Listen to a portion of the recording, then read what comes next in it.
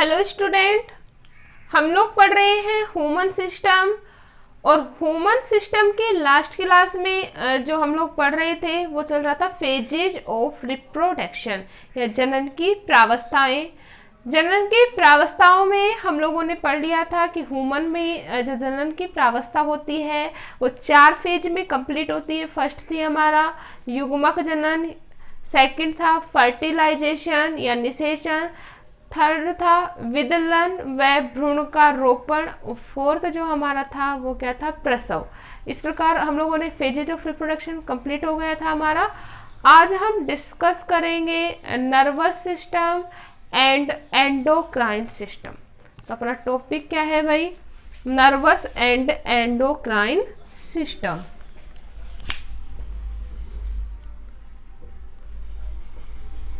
Nervous and endocrine system Hindi में बोला जाता है तंत्रिका व अंतःस्रावी तंत्र। तंत्रिका व अंतःस्रावी तंत्र।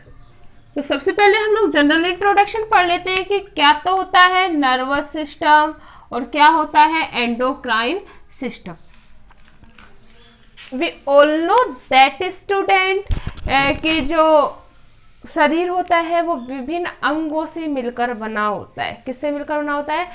विभिन्न अंगों से मिलकर बना होता है। और ये सभी जो अंग होते हैं वो आपस में मिलकर शरीर पर क्या करते हैं, ये सभी अंग मिलकर शरीर को कार्य करने की क्या करते हैं भाई, क्षमता प्रदान करते हैं। क्या करते हैं? शरीर को कार्य करने की क्षमता प्रदान करते हैं। अब हम लोग बात करें कि शरीर कार्य कैसे करता है। भाई सिंपल सी बात है कि हम लोगों को क्या पता है कि हमारी जब फिंगर कट जाएगी तो हमें कैसे पता लगेगा कि हमें पेन हो रहा है या हमें ब्लड आ गया। इसी के साथ अगर हम काम कर रहे हैं हमें कैसे पता लगेगा कि जैसे मेरा हाथ काम कर रहा है या नहीं कर रहा। तो ये सब जो डिपेंड करता है वो हमारे तंत्रिकाओं पे डिपेंड करता है। किसके ऊपर डिपेंड करता है भाई? तंत्रिकाओं के ऊपर डिपेंड करता है। अब तंत्रिका का मतलब क्या होता है कि जो सभी अंगों को कार्य करने के लिए जो सूचना प्रेषित करने का जो काम किया जाता है वो सभी मिलकर किसका निर्माण करते हैं? नर्वस सिस्टम का। किसका निर्माण करते हैं? नर्वस सिस्टम का। इन वन वर्ड हम लोग बोल सकते हैं कि शरीर के समन्वय के लिए व शरीर के नियंत्रण का जो कार्य किया जाता है वो किसके द्वारा किया जाता है? तंत्रिका तंत्र के द्वारा। कि अगर हमारा जो शरीर है वो काम कर रहा है या बैलेंस में चल रहा है, नियंत्रित करने का जो कार्य किया जाता है वो किसके द्वारा किया जाता है भाई? तंत्रिका तंत्र के द्वारा किया जाता है। मुख्य रूप से तंत्रिका तंत्र में तंत्रिका कोशिकाएं पाई जाती है, नर्व सेल पाई जाती हैं। जो ये नर्व सेल होती हैं वो मस्तिष्क तक सूचना पहुंचाने का कार्य करती हैं और उसके बाद जो मस्तिष्क होता है इसके लिए रेस्पॉन्स उत्पन्न करता है। क्या उत्पन्न करता है भाई? रेस्पॉन्स उत्पन्न करता है।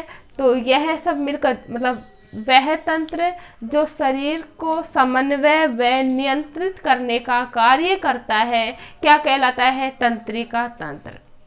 जैसे कि हम लोगों ने विविध प्रकार के सिस्टम पढ़े, उसमें हम लोगों ने पढ़ा था कि सभी, जैसे हम लोगों ने पढ़ा रिप्रोडक्शन सिस्टम या रिप्रोडक्टिव सिस्टम, तो उसमें भी विभिन्न अंग मिलकर किसका निर्माण कर रहे थे? रिप्रोडक्टिव सिस्टम की। इसी प्रकार तंत्रिका तंत्र में भी विभिन्न अंग और कोशिकाएं मिलकर किसका निर्माण करती हैं? तंत्रिका तंत्र की। क्लियर है इतनी बात? तो क्या होगा तंत्रिका तंत्र? अंग तंत्रों के आपस में समन्वय के लिए, अंग तंत्रों के अंग तंत्रों के आपस में समन्वय के लिए शरीर में समन्वय के लिए शरीर में एक विशेष तंत्र कार्य करता है। विशेष तंत्र कार्य करता है जिसे क्या कहते हैं भाई? तंत्रिका तंत्र। जिसे क्या कहते हैं, तंत्रिका तंत्र कहते हैं। क्लियर है बात। तो सभी क्रियाओं का, शरीर की क्रियाओं का जो संचालन व नियंत्रण किया जाता है मुख्य रूप से किसके द्वारा किया जाएगा, तंत्रिका तंत्र के द्वारा किया जाएगा। अब नेक्स्ट अगर हम बात करें इंट्रोडक्शन में, सेकंड हम लोग क्या पढ़ रहे हैं, अंतःस्रावी तंत्र। सेकंड क्या है भाई, अंतःस्रावी तंत्र। अगर हम अंतःस्रावी तंत्र की बात करें तो मुख्य रूप से तो शरीर का समन्वय किसके द्वारा किया जाता है, तंत्रिका तंत्र के द्वारा। लेकिन कुछ कार्य ऐसे होते हैं शरीर में जो तंत्रिका तंत्र के द्वारा पूर्ण नहीं किया जाकर एक विशेष तंत्र के द्वारा किया जाता है, जिसे कहा जाता है अंतःस्रावी तंत्र। नाम ही क्या है, अंत मतलब आंतरिक, श्रावी का मतलब स्राव करने वाला तंत्र। क्या कहलाएगा, अंतःस्रावी तंत्र। मतलब यह वह तंत्र होता है जो ग्रंथि विहीन होता है। कैसा होता है, ग्रंथि विहीन होता है, मतलब कोई नलिकाएं नहीं पाई जाती।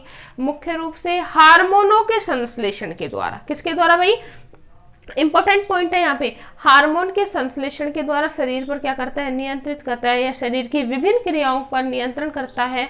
ऐसे तंत्र को क्या कहेंगे, अंतःस्रावी तंत्र। क्लियर है। और ये जो हार्मोन होते हैं वो एक संदेश वाहक का कार्य करते हैं। किसका कार्य करते हैं, संदेश वाहक का। तो हम लोग बोले अंतःस्रावी तंत्र, अंतःस्रावी तंत्र एक विशेष तंत्र होता है, एक विशेष तंत्र होता है जिसमें जो ग्रंथि विहीन होता है, वह शरीर में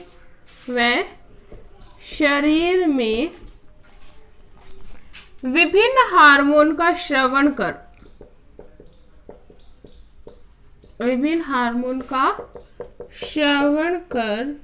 शरीर की अनेक क्रियाओं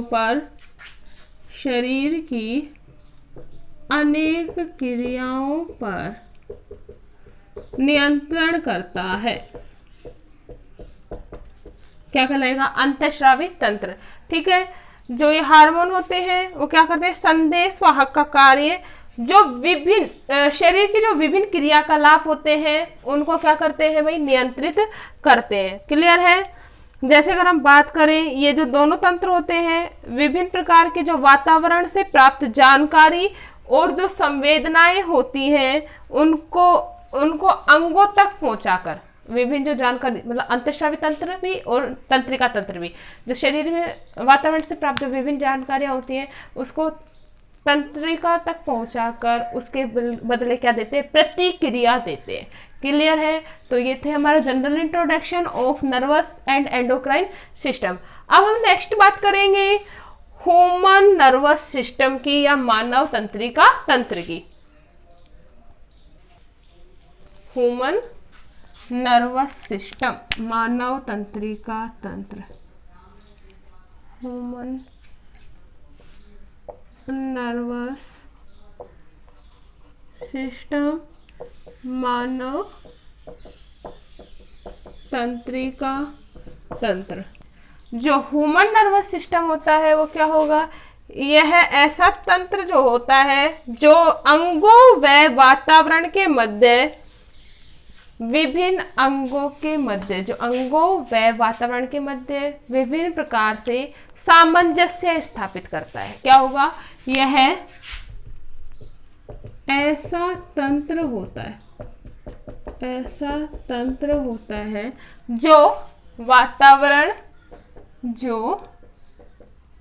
वातावरण व अंगों के मध्य, विभिन्न अंगों के मध्य सामंजस्य स्थापित करता है, सामंजस्य